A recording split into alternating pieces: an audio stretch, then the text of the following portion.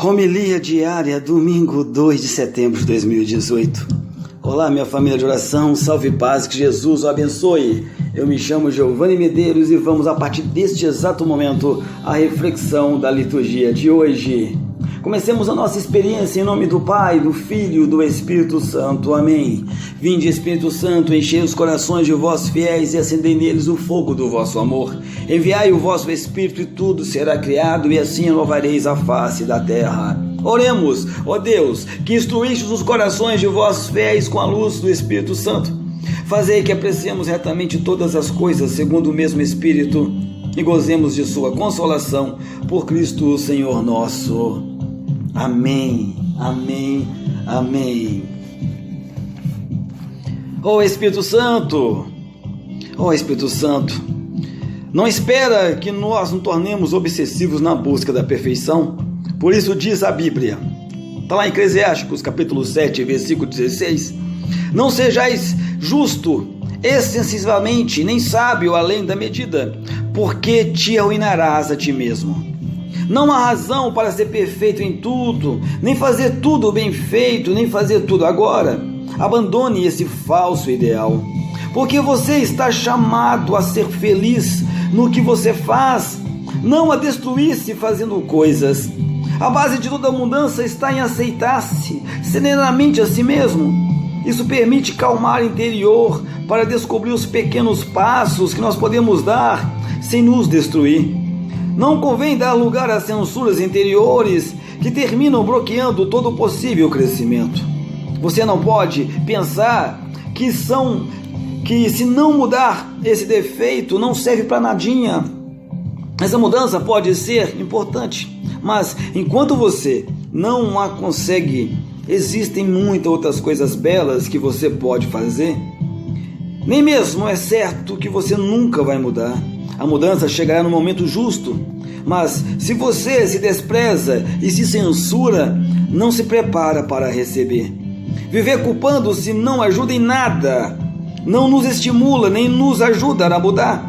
O Espírito Santo não quer sentimentos de culpa, mas bons desejos. Por isso é tão importante olhar-se a si mesmo com amor compassivo e paciente do Senhor.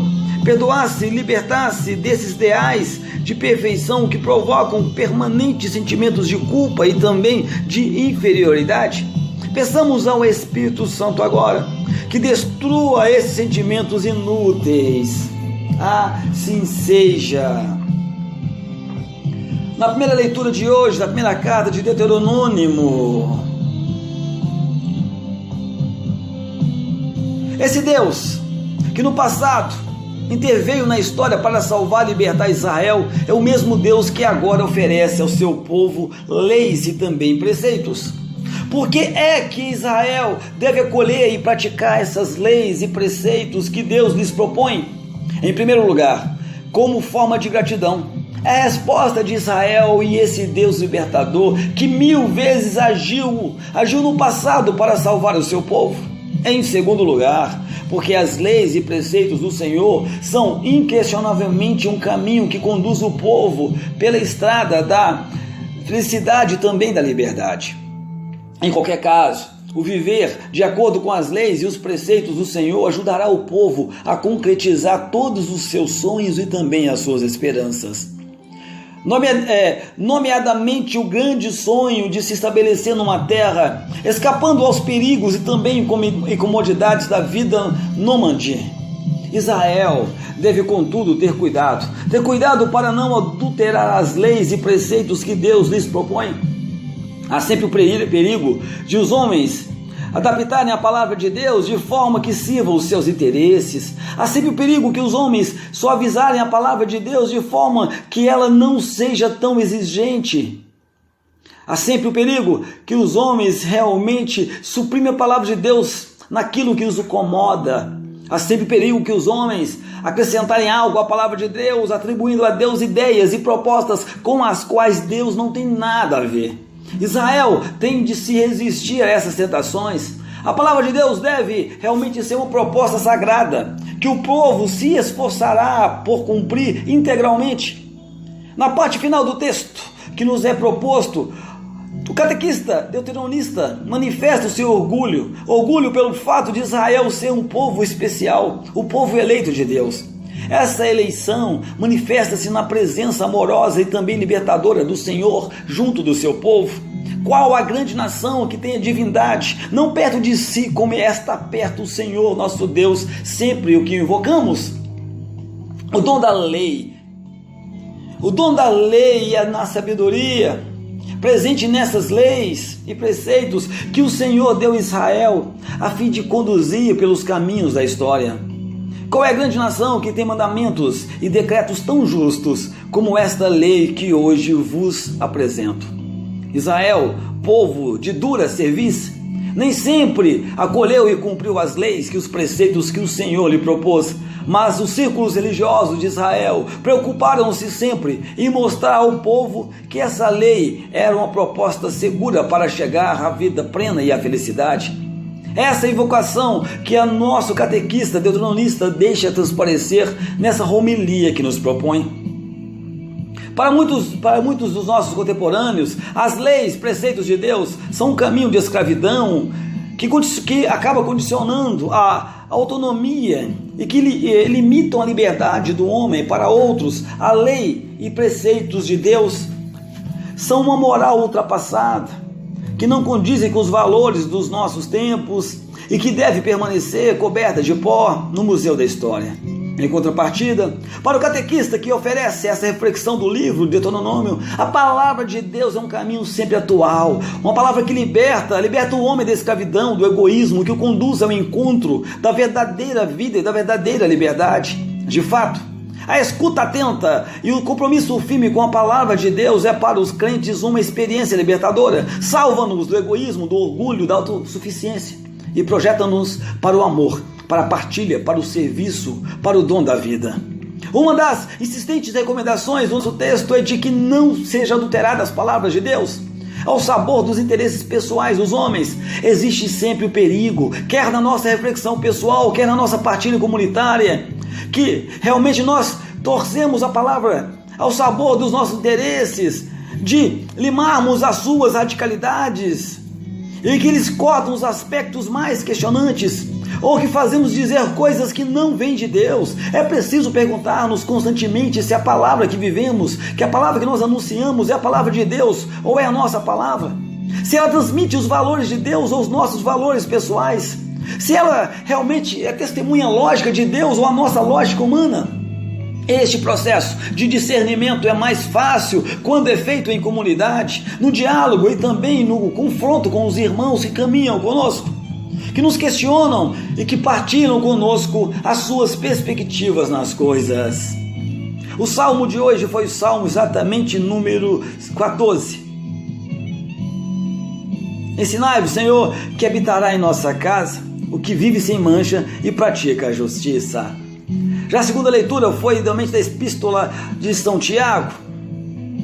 Os versículos da carta de São Tiago, que nos são propostos como segunda leitura, refletem sobre a palavra de Deus. O autor da carta, ele não desenvolve um raciocínio continuado, mas ele vai elencando vários aspectos relacionados com a forma dos crentes devem ser e ver e acolher a palavra de Deus. Primeiro, Deus, ele oferece continuamente ao homem, aos seus dons, os dons a fim de que proporcionar a vida e felicidade. A palavra de Deus é um dom que o Pai das luzes oferece aos homens e destina-se a gerar uma nova humanidade.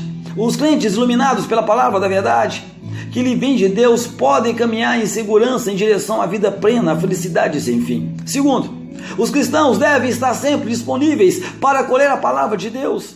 Não podem fechar-se no seu orgulho, na sua autossuficiência, ignorando as propostas de Deus, mas devem abrir o coração para que a palavra lançada por Deus aí encontre lugar, aí ela possa alcançar as raízes e desenvolver-se. Terceiro, a escuta e o acolhimento da palavra tem, contudo, de conduzir à ação. A escuta da palavra de Deus tem de conduzir à conversão, à mudança, ao abandono da vida velha, do egoísmo e do pecado, a fim de abraçar uma vida segundo Deus. A escuta da palavra de Deus também não pode fechar o homem num espiritualismo alienante e estéril, mas tem de conduzir a um compromisso efetivo com a transformação do mundo. Quarto, No último versículo da nossa leitura, o autor da carta descreve a religião autêntica por oposição da religião vazia e impotente, morta, daqueles que falam muito, mas não praticam ações coerentes com as suas palavras. Visitar os órfãos e as viúvas nas suas tribulações e conservar-lhe limpo do contágio do mundo. Ligando esse versículo com o tema central do resto da leitura da palavra de Deus, podemos dizer que a escuta atenta da palavra de Deus que nos projeta para a ação e também para o compromisso. A escuta da palavra de Deus leva nós a passar de uma religião ritual, legalista, externa, superficial, para uma religião de efetivo compromisso com a realização do projeto de Deus com o amor dos irmãos. Na nossa sociedade, há realmente um tal superabundância de palavras que as palavras se desvalorizou. Todos dizem o que muito bem entendem, às vezes de uma forma pouco serena e pouco equilibrada, sem pensar realmente nas consequências disso. Habituamos-nos, portanto, a não levar realmente demasiados a sério as palavras que nós escutamos e não lhes conceder um crédito absoluto. O nosso texto, contudo, valoriza a palavra de Deus e sublinha sua importância no sentimento de conduzir ao encontro da vida verdadeira e externa. É preciso dar-nos a palavra de Deus, nos dirige um peso infinitamente superior às palavras sem nexo, que todos os dias enchem os nossos ouvidos e que nos intoxicam a nossa mente. A palavra de Deus é uma palavra geradora de vida, uma palavra geradora de eternidade, de felicidade, por isso deve por nós ser valorizada. A palavra de Deus que nós escutamos e que realmente acolhemos no coração deve conduzir-nos a uma ação. Se nós ficarmos apenas pela escuta e pela contemplação da palavra, ela tornará estéril, ela tornará-se inútil. É preciso transformar essa palavra que nós escutamos em gestos concretos, que nos levem à conversão e que tragam realmente um acréscimo na vida para o mundo. A palavra de Deus que nós escutamos tem que nos levar ao compromisso, à luta pela justiça, pela paz, pela dignidade dos nossos irmãos, pelos direitos dos pobres, pelo mundo mais fraterno e mais cristão. A nossa religião, sem escuta atenta, sem essa escuta também comprometida da palavra de Deus, pode facilmente tornar-se um mero cumprimento de rito, de fidelidade, de certas práticas de piedade, uma tradição que nós herdamos e na qual nós instalamos uma prática que nos torna mais fácil a nossa intercessão numa determinado meio social, uma alimentação que nos faz esquecer certos dramas da nossa vida. É a palavra de Deus que, propondo-nos uma escuta contínua de Deus e dos seus projetos e um compromisso continuamente renovado com a construção do mundo, dá sentido a todas as nossas experiências religiosas, transformando-a numa verdadeira experiência de vida autêntica.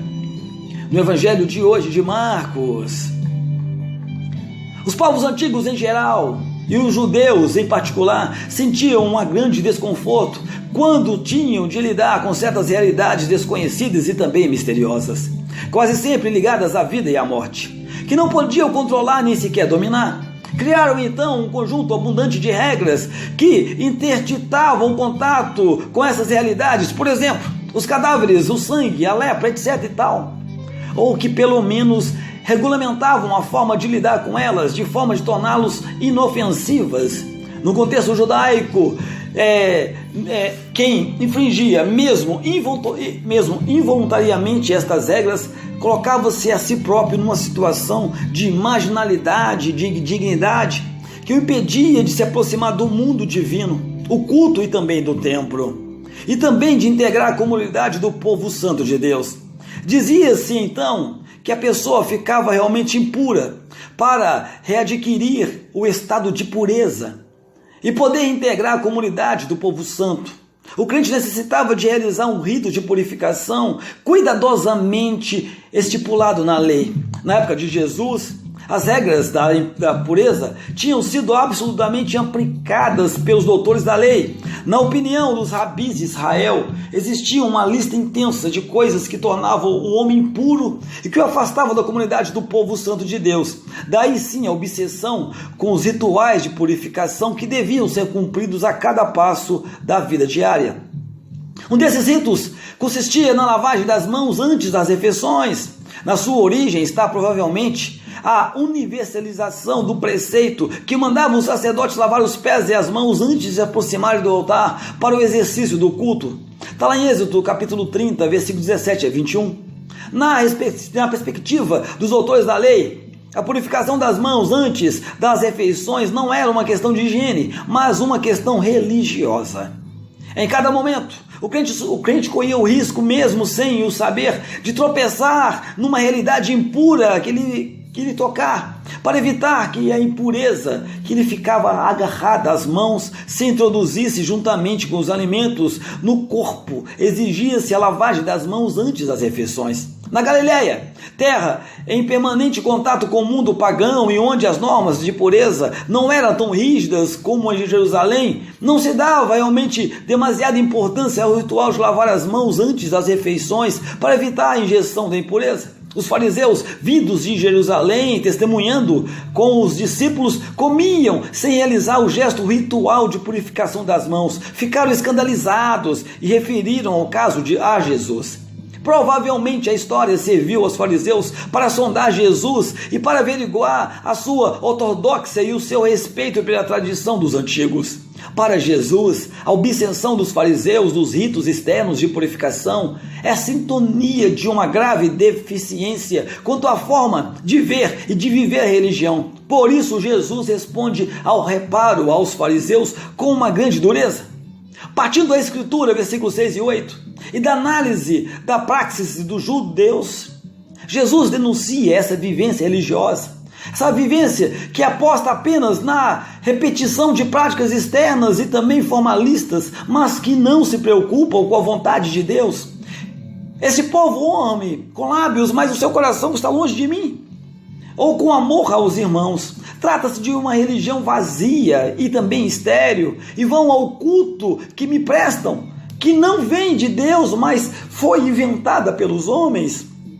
As doutrinas que ensinam não passam realmente de preceitos humanos. Aqueles que apostam na religião dos ritos estéreis, Jesus chama hipócritas.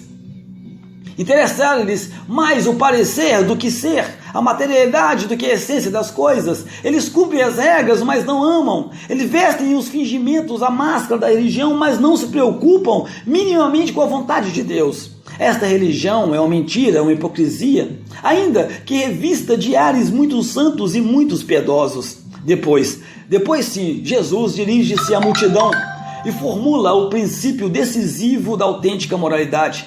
Não há nada fora do homem que ao entrar nele o possa tornar impuro. O que sai do homem e o que torná-lo impuro. Este princípio geral, à primeira vista, enigmático e passível de várias interpretações, será explicado mais à frente. Do interior do homem é que saem os maus pensamentos, imoralidades, roubos, assassinatos, cobiças e injustiças, fraudes, devassidão, inveja, difamação, orgulho e insensatez. Todos estes vícios saem lá de dentro e tornam o homem impuro. O dito de Jesus refere-se naturalmente a dois círculos diversos. O do estômago, onde entram os alimentos que se ingerem, e do coração, de onde saem os pensamentos, os sentimentos e nossas ações. Os alimentos que entram no estômago não são fonte de impureza, e os pensamentos e ações, mas que saem do coração do homem, é que são a fonte, sim, de impureza. Afastam o homem de Deus e da sua comunidade, do povo santo.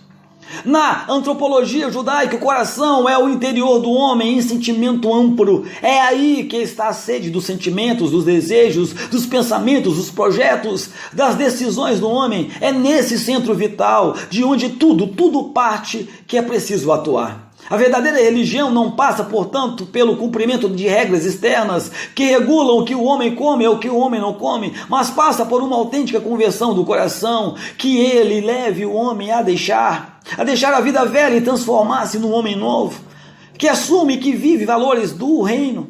A preocupação com regras externas de pureza é uma preocupação estéril, que não toca no essencial. O coração do homem pode até servir para distrair o crente do essencial, dando-lhe uma falsa segurança, uma falsa sensação de estar em regra com Deus. A verdadeira preocupação do crente deve ser se moldar o seu coração, a fim de que os seus sentimentos, os seus desejos, os seus pensamentos e os seus projetos, as suas decisões, concretizem no dia a dia, na escuta atenta dos desafios de Deus e do amor aos irmãos. De acordo com os ensinamentos de Jesus, não é muito religioso ou muito cristão quem aceita todas as leis propostas pela igreja ou que cumpre escrupulosamente todos os ritos, mas o cristão verdadeiro é aquele que no seu coração aderiu a Jesus, aderiu e procura segui-lo no caminho do amor e da entrega, que aceita integrar a comunidade dos discípulos, que acolhe com gratidão os dons de Deus, que celebra a fé na comunidade, que aceita fazer com os irmãos uma experiência de amor partilhado. É isso sim, é isso que Jesus quer dizer quando convida os seus discípulos a não se preocuparem com as leis, com os ritos externos, mas se preocuparem com o que sai aí do coração. É no interior do homem que se realmente define os sentimentos, os desejos, os pensamentos, as ações, os valores, as ações dos homens. É daí que nascem os nossos gestos injustos, as nossas discórdias, as nossas violências que destroem a relação, as tentativas de humilhar os irmãos, os rancores que nos impedem de perdoar e de aceitar os outros, as opções que nos fazem escolher caminhos errados, que nos escravizam, e também a nós aqueles caminhos que é ao nosso lado. A verdadeira religião passa por um processo de contínua conversão nos sentimentos, e nós realmente parecemos cada vez mais com Jesus e acolhemos a proposta do homem novo que nele veio a fazer. É preciso mantermos livres e críticos as relações, as leis que nos são propostas, sejam essas leis civis ou até mesmo religiosas. Elas servem-nos e devem ser consideradas nos ajudarem a ser mais humanos, mais fraternos, mais justos, mais comprometidos, mais coerentes, mais família de Deus. Elas deixam de servir se geram escravidão, se geram dependência, se geram injustiça, opressão, marginalização, divisão ou morte. O processo de discernimento das leis, boas ou más, não podem, contudo, ser um processo solitário, mas sim deve ser um processo que fazemos assim, junto com o Espírito Santo, na partilha comunitária, no confronto fraterno com os irmãos, numa procura coerente e também interessada do melhor caminho, para que nós chegamos numa vida plena, que nós chegamos numa vida realmente verdadeira. Vamos agora a um momento mariano. Ó Mãe de Jesus e minha mãe, estende a tua mão para as nossas famílias. Para cada família apresenta-se em levar para elas a mensagem de salvação de teu Filho. Que cada lar seja um ambiente de amor. Nenhuma força humana seja capaz de destruir o bem e a beleza que só a família pode fazer nascer nos corações de nossas gerações. Que a bondade triunfe sobre a fraqueza humana e o homem de Deus seja invocado em todos os lugares, todos os lares. Intercede por aqueles e por aquelas famílias, ó Mãe, em que não há lugar para o teu Filho e por isso falta amor, inexistente o diálogo e não se conhece o perdão. Intercede também e particularmente pelas que sofrem com a fome, sofrem com o desemprego, com a doença. Amém. Dai-nos a bênção, ó Mãe querida, Nossa Senhora Auxiliadora. Ave Maria, cheia de graça, o Senhor é convosco, bendita sois vós entre as mulheres, e bendito é o fruto do vosso ventre, Jesus. Santa Maria, Mãe de Deus, rogai por nós, pecadores, agora e na hora de nossa morte. Amém. Salve, Rainha, Mãe de misericórdia, vida, doçura e esperança nossa, salve. A vós brandamos, desagradados filhos de Eva, a vós suspirando, gemendo e chorando neste vale de lágrimas. Eia, pois, advogada nossa, esses vossos olhos misericordiosos nos ouveis, e depois desse desterro mostrai Jesus, bendito é o fruto do vosso ventre. Ó clemente, ó piedosa, ó doce sempre Virgem Maria, rogai por nós, Santa Mãe de Deus, para que sejamos dignos das promessas de Cristo. Amém. Debaixo de vossa proteção nós nos refugiamos, ó Santa Mãe de Deus. Não desprezeis as nossas súplicas em nossas necessidades, mas livrai-nos sempre de todos os perigos, ó Virgem gloriosa e bendita. Maria, auxiliadora dos cristãos, rogai por nós. Ouvi, Senhor, a minha oração, e chegue a vós o meu clamor. O Senhor esteja convosco, Ele está no meio de nós. E meu amado e minha amada, nunca, jamais se esqueça, Deus ama muito, muitíssimo você. A nossa proteção está no nosso Senhor, que fez os céus e a terra. Estamos reunidos e permaneceremos sempre unidos em nome do Deus que é Pai, que é Filho, que é Espírito Santo. Amém, amém, assim seja.